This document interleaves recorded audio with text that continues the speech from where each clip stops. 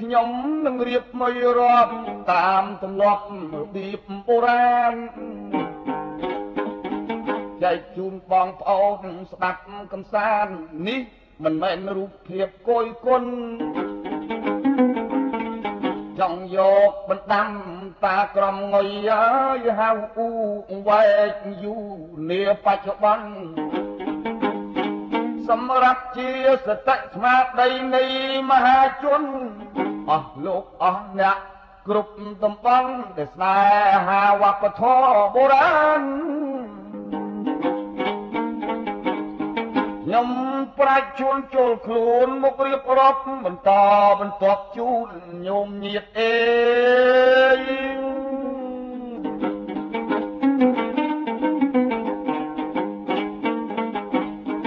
អ្នកព្រះពីរំភាសាអ៊ូខ្ញុំបង្គំនឹកគុណព្រះពុទ្ធពុទ្ធោប្រសង់ជាមុនគុណគប់មហាធ្ងន់មេត្តាបិតា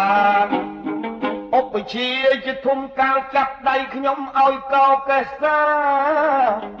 អនុសវੰប្រកម្មវិជ្ជាគុណទួអក្សរាទាំង33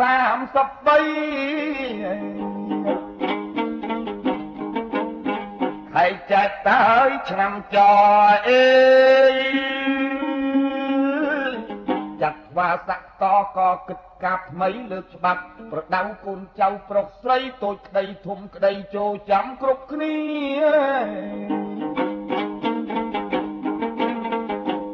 ក្បត់មនុស្សឥឡូវយកខុសយត្រូវយកឈួតធ្វើជាអំពើអាក្រក់លាក់លក់លេប្រហើនទៀមពីអាងមាសអាងប្រាក់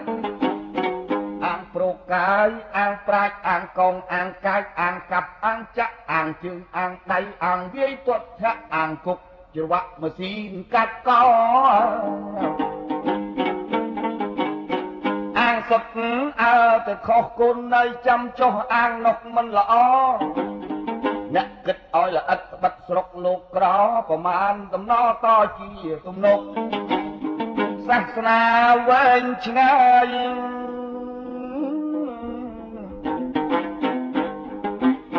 លែងបានសបាយមានតែកើតទុកកើតតន់លោកកៃលឺតែទំនុកដំណើរឪពុកជុលចាំគ្រប់គ្នា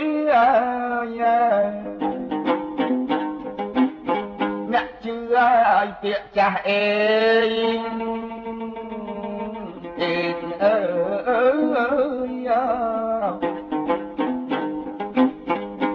ចាំឲ្យណាស់កុំធ្វើបំពីអ្នកហ៊ានស្បែកដាច់អ្នកខ្លាចស្បែកជាមនុស្សចោលបោពីកុំយកខ្លួនវាណា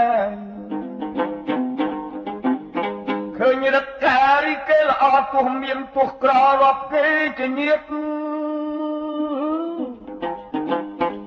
បរាប់អ្នកក្រៅផៅអ្នកឯទៀតរាប់ឬមួយយាបសុចរិតត្រឹមត្រូវ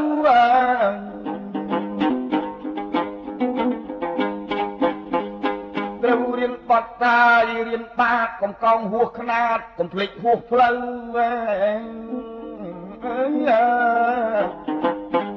កំភ្លើនភ្លេចម៉ែកំប្រែចោលឪឃើញចាស់សក់ស្កូវមិនសូវមើលងាយបន្ទន់អាត្មាខ្លាចនេះខ្លាចបាស្ដាប់តាស្ដាប់យាយ